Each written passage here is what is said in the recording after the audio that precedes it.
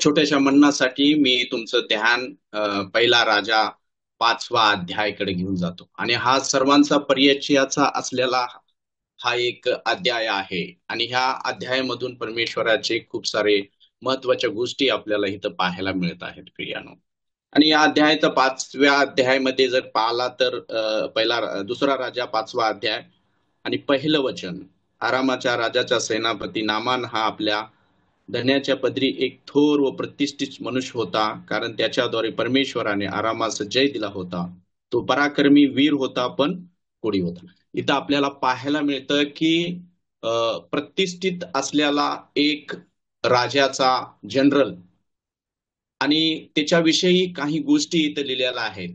तो थोर आहे, तो प्रतिष्ठित आहे, तो पराक्रमी आहे, तो वीर आहे आणि आरामाच्या राजाला विजय देणारा हा एक त्याचा चांगला योद्धा आहे. आणि असा हा त्या सैन्यांचा जनरल म्हणला तरी चालेल आणि खूप जबाबदारीचा हा व्यक्ती आहे. आणि ह्या ह्या ह्या ह्या जनरलने खूप सारे युद्ध जिंकून राजाला दिलेले होते. परंतु ह्याकडे आपल्याला पाहायला मिळतं की त्याचा दुसरा भाग जर तुम्ही पाहिला तर तो प्रतिष्ठित आहे, सर्व काही त्याच्याकडे आहे, परंतु त्याच्या मनामध्ये एक खंत आहे की तो कोडी आहे. आणि हे आपल्याला पाहायला मिळतं की काही त्याच्या घरची लोक असतील, त्यांच्या ऑफिसची लोक असतील किंवा त्यांच्या नातेवाईकामधील जे लोक असतील त्यांच्याकडून ह्याच्याकडे पाहण्याचा दृष्टिकोन हा वेगळा होता प्रिया. कारण इथं आपल्याला पाहायला मिळतं की जो कोडी आहे तो कोडी व्यक्तीला राजाच्या महलमध्ये सर्व काम करण्याची अनुमती होती, परंतु आता तो कोड एवढा भयानक झालेला आहे की त्याला काहीतरी करण्याची गरज होती.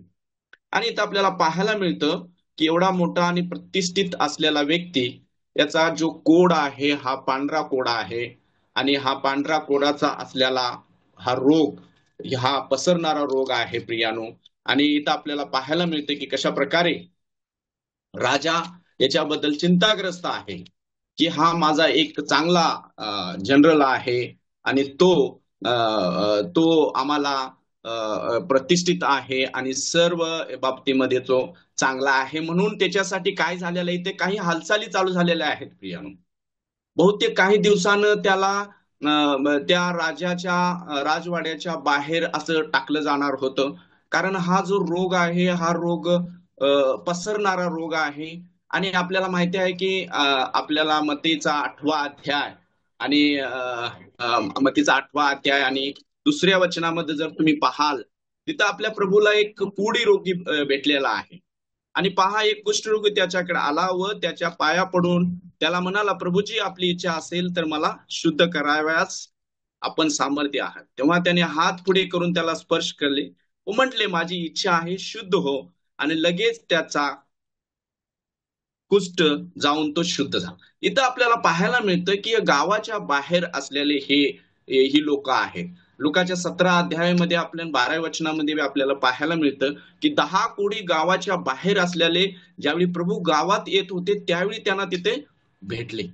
आणि तिथं आपल्याला पाहायला मिळतं की कशा प्रकारे हा जो कोडी आहे हा देवाकडे प्रभूकडे येऊन प्रभूला सांगत आहे की तुझी इच्छा असली तर मला हे शुद्ध करण्यास तू सामर्थ्यवान आहेस. म्हणजे प्रभूच्या बद्दल त्यानं ऐकलेलं होतं.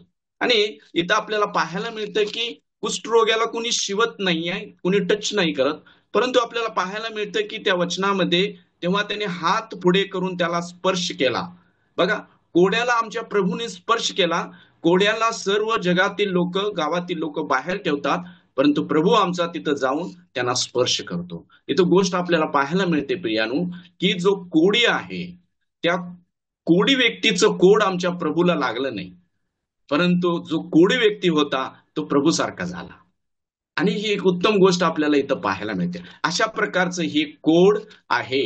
आणि नामानच्या जीवनामध्ये हे एक मोठं दुःख आहे प्रियानो. आणि इथं आपल्याला पाहायला मिळते की खायल्या वचना म्हणजे 2, 3, 4 वचनामध्ये जर तुम्ही पाहाल, मी वचने वाचत नाहीये कारण कमी वेळ आहे, इथं आपल्याला एक छोटीशी मुलगी काहीतरी परमेश्वराच्या बद्दल सांगत, इस्रायलच्या देवाबद्दल सांगत आहे. आणि ती काय म्हणत आहे 2:3 मध्ये आणि 4 मध्ये जर ती तुम्ही पाहाल, तुम्ही लक्ष द्याल, तर ती म्हणत आहे की ती आपल्या धन्यास म्हणाली, शंभरुनातील संदेष्टाशी माझ्या धन्याची गाठ पडली तर किती बरे होते, त्याने त्याचे कोड बरे केले असते. बघा, ही छोटीशी लडकी, इस्रायली लडकी, मुलगी, ती परराष्ट्रीय मध्ये आहे, दुसऱ्या याच्यामध्ये आहे, आणि तिथं जाऊन आपल्या देवाचा गौरव करत आहे. देवाबद्दल ती सांगत आहे की माझा धनी जर संदेष्टा, माझा इस्रायलचा संदेष्टाकडे जर गेला तर तो बरा होईल. आणि इथं आपल्याला पाहायला मिळतं प्रियानो की ही सिरियस घेण्यासारखी कुठली गोष्ट नव्हती. लहान लेकरं बोलतात, आमची पण लहान लेकरं बोलतात, परंतु काय आम्ही सिरियस घेत नाहीये या गोष्टीविषयी. परंतु ही लक्ष देण्यासारखी गोष्ट होती त्या इस्रायलच्या मुलीच्या मुखातून निघलेल्या शब्दाकडे प्रियानो. आणि हे शब्द जे बोलले होते ते शब्द पूर्ण त्या राजाच्या महलमध्ये गुंजलं गेले प्रियानो. आणि तिथं काय झाले, सर्व हालचाली चालू झाल्या की एका मुलगीने सांगितलेलं आहे की हे कोड बरं होऊ शकतं. कारण गोष्ट आहे ना ती खूप टोकाला पोचलेली होती. आणि कोणत्याही परिस्थितीमध्ये इस्रायलचा कोणत्याही परिस्थितीमध्ये हा नामान आपलं जे उपचार आहे करण्यास तयार आहे, नाही याच्यासाठी तो कुठल्याही गोष्टीमध्ये तयार आहे. परंतु जर नाही केलं तर त्याला राजाच्या बाहेर टाकण्यात येईल. त्या मुलीची साक्ष, इस्रायल देवाबद्दल विश्वास, याची दखल राजाने व नामाने घेतली. एक साक्ष इथं आपल्याला पाहायला मिळते. राजा व नामान समोर, राजाचे समोर एक साक्ष इस्रायली मुलीची. राजाच्या महलमध्ये असलेले ज्योतिषी किंवा तंत्रमंत्र डॉक्टर यांनी खूप विलास केला असेल, असं नाहीये की नाही केला असेल, परंतु विलास त्यांचा कामाला आला नाहीये प्रिया. आणि 5व्या वचनामध्ये आणि आपल्याला पाहायला मिळतं, आरामाच्या राजाने म्हटले तर मग मी इस्रायलच्या राजाशी पत्र देतो. बघा, इस्रायल राजाशी पत्र देतो आणि तू जा आणि तिथं जाऊन तू बरा होऊन ये, कारण इस्रायलच्या मुलगीने सांगितलेला आहे. बऱ्याच वेळा काय होतं माहित आहे का, आमची समस्या एक असते, आम्ही जातो दुसरीकडेच. त्या मुलीने आपल्याला पाहायला मिळतं की मग त्यामुळे आपला प्रॉब्लेम सॉल्व्ह होत नाहीये. योनाला सांगितलं तुला निवेला जायचं, गेला 33 ला. आणि इथं आपल्याला पाहायला मिळतं प्रियानो की परमेश्वराच्या लेकराने त्या मुलीने सांगितलं होतं की तुला कुठं जायचं आहे. 3ऱ्या वचनामध्ये संदेष्टाकडे जायचं, जो इस्रायलमध्ये संदेष्टा आहे त्याच्याकडे जायचं आहे. आणि इथं आपल्याला पाहायला मिळतं ती काय करत आहे, तिने सांगितले आणि ते लोक आपल्याला पाहायला मिळते की कोड बरं व्हावं म्हणून संदेष्टा आलेशा होता. राजाकडे जायला नाही सांगितलं होतं, शेमरोनातील संदेष्टा कोण होता त्याच्याकडे जायला सांगितलं होतं. आणि इथं आपल्याला पाहायला मिळतं की राजाने हे सगळं ज्यावेळी ऐकलं त्यावेळी त्यांनी आपले वस्त्र फाडले. बघा 7व्या वचनामध्ये आपल्याला पाहायचे, त्यांनी वस्त्र फाडले आणि म्हणले खाली, कारण मरण व जीवन देणारा मी देव आहे का? तुम्ही माझ्याकडे कोड बरं करायला तो पाठवत आहे, मरण व जीवन देणारा मी देव आहे का? आणि राजाने हे वस्त्र फाडलेलं आपल्याला पाहायला मिळतं. आणि ही गोष्ट देवाचा संदेष्टा याला समजली. आणि इथं आपल्याला पाहायला मिळतं की 8व्या वचनामध्ये राजाने जे वस्त्र फाडले ही गोष्ट संदेष्टाला समजली आणि त्यांनी काय केलं, राजाला सांगितलं त्यांना माझ्याकडे पाठव म्हणून. बघा, इथं आपल्याला एक गोष्ट समजते की कशा प्रकारे जे सामर्थ्य आहे ते कुठं आहे. सामर्थ राजाकडे नाहीये प्रियानो, ते सामर्थ आहे इस्रायलचा संदेष्टा इलिशाकडे आहे. आणि ह्यातमध्ये आपल्याला पाहायला मिळतं कोरिन्थीकराच्या पहिल्या अध्यायाच्या 18व्या वचनामध्ये, 1 कोरिन्थी चॅप्टर 1:18 मध्ये, कारण ज्याचा नाश होत आहे त्यांना वधस्तंभाचा संदेश मूर्खपणाचा आहे, पण ज्यांना तारण प्राप्त होते अशा आपणास तो देवाचं सामर्थ्य आहे. इथं आपल्याला प्रियानो समजतं की आमच्या देवाचं सामर्थ्य कुठं आहे. नामान कोडी चांगला महलमध्ये होणार नव्हता इस्रायलच्या राजाच्या, तो होणार होता शिमरोनचा संदेश आहे त्याच्याकडं सामर्थ्य तिथं होतं. आणि इथं आपल्याला पाहायला मिळतं ते हा हा जो संदेष्टा आहे याने सांगितलं की तू त्याला माझ्याकडे पाठव. आणि इथं आपल्याला पाहायला मिळतं की तो राजा ने त्याला नामान जो कोळी होता त्याला काय केलं, तू म्हणला तुम्ही इलिशाच्या घरी जावा. आणि तो इलिशाच्या घरी चाललेला आहे. हा हा हा हा प्रतिष्ठित व्यक्ती आहे. आणि खूप मोठा जनरल आहे. याच्याकडे खूप साऱ्या गाड्या आहेत. हा हा हा पूर्ण तापा घेऊन चाललेला आहे. आणि अशा प्रकारचा हा तापा आता नामान घेऊन इलिशाच्या घराच्या वाटेकडे चाललेला आहे. आणि इथं आपल्याला पाहायला मिळतं प्रियानो की कशा प्रकारे इस्रायलचा देव कसं काम करतो ह्याच्याकडे आपण लक्ष दिलं पाहिजे प्रियानो. लक्ष दिलं पाहिजे. आणि इथं आपल्याला पाहायला मिळतं की कशा प्रकारे तो जनरल घरापाशी आलेला आहे. आणि जसं आला तसंच 10व्या वचनामध्ये देवाच्या संदेष्टाने एक निरोप पाठवला. काय निरोप पाठवला? एलिशाने एक जासूसचा हाती त्यास सांगून पाठवले की जाऊन अर्दन नदीत 7 वेळा स्नान कर, म्हणजे तुझं शरीर पूर्वीसारखे होऊन तो शुद्ध होईल. निरोप पाठवलेला इथं आपल्याला पाहायला मिळतं. अर्दनात 7 वेळा जायचंय आणि काय करायचंय, तुला स्नान करायचं आहे. एकदम सुंदर प्रभूच्या दासानी उत्तम असं आरोग्य होण्यासाठी 7 वेळा डुबकी मारायला सांगितलेले आहे. परंतु नामान हा प्रतिष्ठित होता, जनरल होता. आता त्याला वाटलं की माझे जे जनरल पद काढून खाली ठेवावं लागणार, माझी प्रतिष्ठा माझी खाली काढून ठेवावं लागणार आणि मला त्या अर्धनमध्ये जावं लागणार. आणि तो काय म्हणतोय बघा, हे ऐकून नामान रागून चालता झाला. आणि तो म्हणाला, पहा मला वाटले होते. हे मला वाटले होते ना, हे खूप घातक शब्द आहे, खूप घातक वाक्य आहे. आपल्याला वाटून काय होत नाही हो. प्रभूला काय वाटते हे महत्वाचं आहे. प्रभूची आज्ञा काय आहे हे महत्वाचं आहे. तुम्हाला वाटतंय ह्याच्यामध्ये प्रभूला रस नाही आहे, आमचा रस याच्यामध्ये असला पाहिजे की माझ्या प्रभूला काय आवडतं, माझ्या प्रभूची आज्ञा काय आहे हे आपल्याला समजणं गरजेचं आहे प्रियानो. आणि तो काय म्हणतो, मला वाटले होते तो माझ्याकडे बाहेर येईल, उभा राहील आणि काय माझा जो रोग आहे, माझे जे कोड आहे त्याच्यावर हात फिरवेल, अशी त्याची इच्छा होती. काय इच्छा होती?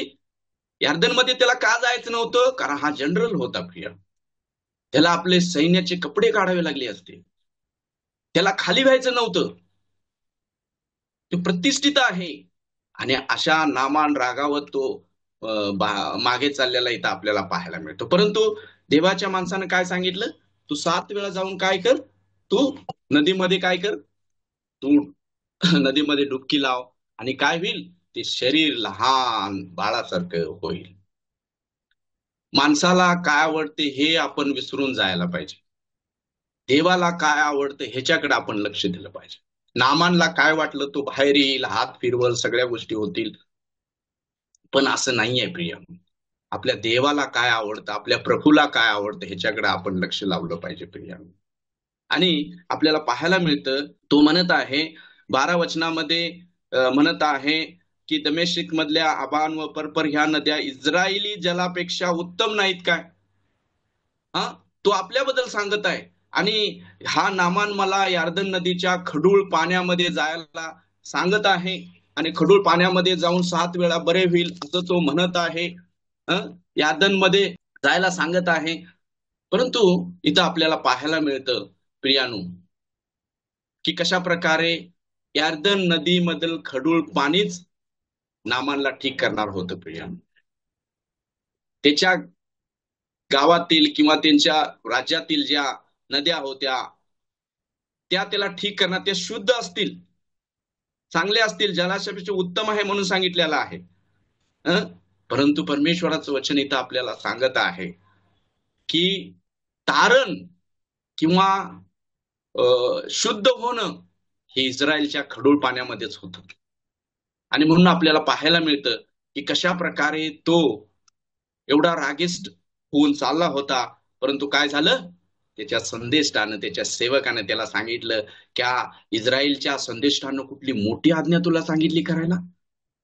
मग तो काय करतो, ते संदेष्टाचे त्या सेवकाचा ऐकतो आणि सेवकाला म्हणतो, चला आपण ते कपडे काढून तो काय करतो, नामान तयार होतो. आणि आपल्याला पाहायला मिळतं, आरामाच्या जनरलने ती कपडे काढली, तो आपला नम्रता धारण केली, लीन झाला, दीन झाला आणि अर्दनच्या नदीमध्ये त्या खडूळ पाण्यामध्ये तो गेला. आणि काय झालं, 7 वेळा त्यानं काय केलं, डुबकी लावली आणि 7व्या वेळा तो आला आणि त्याचं जे शरीर होतं एकदम सुंदर झालेलं पाहिलं. आणि इथं आपल्याला पाहायला मिळतं प्रभूचं किती मोठं काम इथं झालेलं आपल्याला पाहायला मिळतं प्रियानो. आणि तो काय करत गेला, तो आपल्याला पाहायला मिळतं प्रियानो की कशा प्रकारे तो देवाचा गौरव करत गेलेला इथं पाहायला मिळतं. 14 म्हणजे मग त्यांनी देवाच्या माणसांच्या सांगण्याप्रमाणे याद्यात जाऊन 7 वेळा बुचकी मारली आणि त्याचं शरीर चांगलं झालेलं पाहायला मिळतं. नंतर तो बरोबरचे सर्व मंडळी घेऊन देवाच्या माणसाकडे परत गेला व त्याच्या समोर उभे राहून म्हणाला, अखिल पृथ्वीवरती इस्रायल बाहेर देव नाही आहे. आता मला कळून एकच देव आहे, इस्रायलचा देव आमचा देव, इस्रायलचा परमेश्वर आमचा देव. त्याने आम्हाने ठीक केलं, त्यानं आम्हाने बरं केलं. त्या इस्रायलच्या देवाची स्तुती करत गेलेला आपल्याला पाहायला मिळतं प्रिय, पाहायला मिळतं. आणि अशी ही एक सुंदर घटना आपल्याला इथं पाहायला मिळते की कशा प्रकारे नामान जो कोडी होता, तो कशा प्रकारे नामान कोडी व्यवस्थित झालेला आपल्याला पाहायला मिळतं. कधी आपण विचार केला आपल्या जीवनाविषयी आपण काय होतो? आणि इथं आपल्याला पाहायला मिळतं की कशा प्रकारे परमेश्वराचा संदेश लोकांच्या पर्यंत पोचवल्यानंतर आम्ही कशा प्रकारे देवाचा संदेश लोकांच्या पर्यंत ज्यावेळी पोहोचवतो, त्यावेळी काही लोक या संदेशाच्या द्वारे त्या पापाच्या आजारातून, त्या पापाच्या त्या खाईतून बाहेर आलेले आपल्याला पाहायला मिळतं. आणि जिवंत उदाहरण आम्हीच आहे, आम्हीच त्यामध्ये पडलेलो होतो. आम्हीच आमचं जीवन कोड्यासारखं होतं. कोड रोग तरी बरा झाला असता काही औषधपणाने, परंतु पापाचा रोग कधी बरा झाला असता? कुठलेच वैद्य, कुठलेच डॉक्टर, कुठलेच सायंटिस्ट या रोगाच्या औषध करण्यास असमर्थ आहेत. परंतु इथं आपल्याला पाहायला मिळतं, तो इस्रायलचा देव, ज्या मुलगीनं इस्रायलच्या देवाविषयी शत्रूंच्या राज्यामध्ये जाऊन परमेश्वराची घोषणा केली आणि त्याच संदेशानं जनरल जो नामान कुडी आज चांगला झालेला इथं पाहायला मिळतं प्रियानो. ते शुद्ध झालेला पाहायला मिळतं आणि तो इतका आनंदित झालेला पाहायला मिळतं इथं की तो म्हणतो, अखिल पृथ्वीवर इस्रायल सारखा देव नाहीये. किती मोठं स्टेटमेंट त्यानं दिलं. हा परराष्ट्रीय, देवापासून दूर असलेला, देवाला न ओळखणारा, घमंडी असलेला नम्र झाला, लीन झाला. आपलं जनरल पण त्यानं बाजूला केलं, आपलं सर्वस्व त्यानं बाजूला केलं. तो एवढा नम्र झाला. आणि प्रियानो, आपल्या प्रभूचं इथं चित्र पाहायला मिळतं. तो राजांचा राजा असताना सुद्धा एवढा नम्र झाला, तो लीन आणि दीन झाला. तो आमच्यासाठी आपलं सर्वस्व सोडून ह्या जगामध्ये आला. आमचं पाप त्यानं स्वतःच्या देहावरती घेतलं. तो आमच्यासाठी त्या वधस्तंभावरती मारला गेला आणि त्याला मारलेल्या फटक्याने आम्हाला आरोग्य मिळालं. प्रियानो, आज आम्ही नुसतं शुद्ध झालेलं नाही, आज आम्ही मुसाफिर नाही आहेत किंवा अनाथ नाही आहे. इपिस्कराचा 2 अध्याय 19 वचनामध्ये लिहिले, तुम्ही आता त्याच्या घरचे लोक झाला आहात. तुम्ही घरचे लोक झाला आहात. नामान कुडीसारखं आमचं जीवन होतं, घमंडाने भरलेलं होतं. परंतु ज्यावेळी आमच्या प्रभूकडे आम्ही पाहिलं, तो स्वर्गाचा देव एवढा नम्र आणि लीन आणि दीन होऊन या पृथ्वीवरती आला. तो धनवान असताना सुद्धा आमच्यासाठी दारिद्र्य झाला, त्याच्या दारिद्र्याने आम्ही धनवान व्हावं. किती सुंदर गोष्ट आहे आपल्या प्रभूची. आणि आमचा प्रभू एवढा महान, एवढा सामर्थ्यवान असताना सुद्धा तो नम्र झालेला इथं आपल्याला पाहायला मिळते. लोकांनी त्याला खूप साऱ्या गोष्टी बोलल्या, लोकांनी त्याच्यावरती थुकलं, ते निंदा केली, सर्व गोष्टी केलेल्या आपल्याला पाहायला मिळतात. परंतु आपल्याला पाहायला मिळतं की तो आमच्यासाठी गप्प राहिला, आमच्यासाठी गप्प राहिला. आणि हेच आपल्याला समजतं की आमचा प्रभू किती महान आहे. आता आमचा इस्रायलचा देव आमचा देव आहे. आम्ही परराष्ट्रीय लोक होतो. हा, आम्हाला आमची ओळख नव्हती. आमचं अस्तित्व आम्ही गमावलेले लोक होतो. या जीवनामध्ये कुठलीही आशा नव्हती. आणि आम्ही आमचा देवाबरोबर जर आम्ही विश्वासयोग्य चालत आहे, तर प्रभू आम्हाला निश्चित उंच करेल प्रियानो, निश्चित उंच करेल. आम्ही प्रभू बरोबर विश्वासयोग्य चालणं गरजेचं आहे. प्रभूवर विश्वासयोग्य चालणं गरजेचं आहे. आजच्या शेवटच्या दिवसामध्ये आम्ही आहोत. प्रभूचं येणं लवकर होणार आहे. आणि ज्या देवाने आमचं अस्तित्व बदललं, ज्या देवाने आम्हाला जीवन दिलं, ज्या देवाने आम्हाला आम्हाला इफिशियन्स चॅप्टर 2 वर्स 6 नुसार अधिपतीच्या स्वर्गाच्या पंक्तीमध्ये बसवलं, ज्या देवानं आम्हाला पुत्र आणि पुत्रिया होण्याचा अधिकार दिला, त्या देवाबरोबर आपल्याला विश्वासयोग्य चालणं खूप गरजेचं आहे.